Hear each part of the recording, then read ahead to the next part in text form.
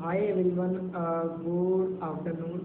मैं आज की वीडियो में बात बात करूँगा कि जो फ्लुएंसी है और जो कम्युनिकेशन है उनमें क्या अंतर है।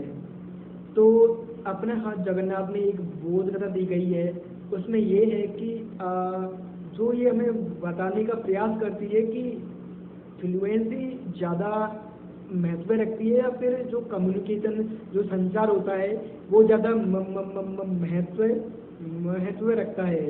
तो इसी की जो बोधकथा है उसमें जो कैरेक्टर हैं वो है रामू और इसके पिता माता एंड उसका भाई गोलू। तो रामू जो था वो घर के आंगन में बैठा था और वो याद कर रहा था माई हरियाणी मैडम का सिर, माई हरियाणी मैडम का सिर, माई हरियाणी मैडम का सिर।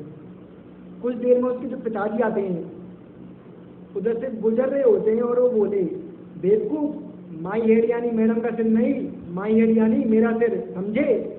ये कहकर वे बाजार चले गए। अब रामू दौड़ा रहा था, माई हेड यानी पिताजी का सिर, माई हेड यानी पिताजी का सिर, माई हेड यानी पिताजी का सिर। थोड़ी देर में उसकी माता जी आ गई पड़ोसन से मिलने के बाद। तो वो लौट कर बोली, नहीं बेटा, ये तुम्हें किसने बताया, माई हेड यानी मेरा, इधर देखो मेरा सिर, समझे। रामू फिर से मेहनत करने लग गया। माई हेड यानी मम्मी का सिर, माई हेड यानी मम्मी का सिर। फिर उसका जो भाई था गोलू, वो खेल कर लौटा तो समझ में आया कि क्या मामला है। उसने रामू को पकड़ा और उसके सिर पे रखकर बोला, ये क्या है। रामू बोला, ये तो मेरा सिर है, और क्या। अब गोलू बोला, इसी को अंग्रेजी में बोलते हैं माई हेड, समझा कुछ क्या। रामू हंसा और बोला, बस इतनी सी बात, माई हेड यानी बोलने वाले का सिर, समझ गया। समझ गया। सुबह से मुझे सबने परेशान कर रखा था, मगर गोलू इतने पर ही रुका नहीं। उसने रामू का एक हाथ उसके सिर पर रखा और दूसरा हाथ अपने सिर पर रखा।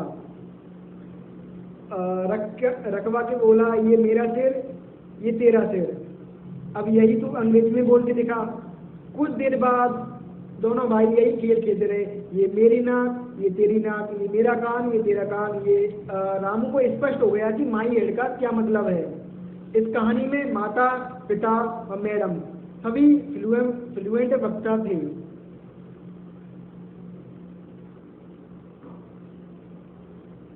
जो तीनों थे वो तीनों ही फ्लुएंट वक्ता थे, यानी कि उन्होंने अपनी बात बेहद फ्लुएंट धारा प्रवाह के साथ अपनी बात को रखा रामू के सामने। मगर सिर्फ गोलू ही संचार की बारीकी समझता था। संचार की जो बारीकी जो समझी वो केवल गोलू ने ही समझी कि कहाँ दिक्कत है, इसको समझ में क्यों नहीं आ रहा है। अब सोचकर बताएं कि आप क्या बनना चाहेंगे, फ्लुएंट वक्ता या एक कुशल संचारकर्ता या एक गुड कम्युनिकेटर। तो ओबियसली इसका आंसर आप सोच के बताएं। Thank you so much.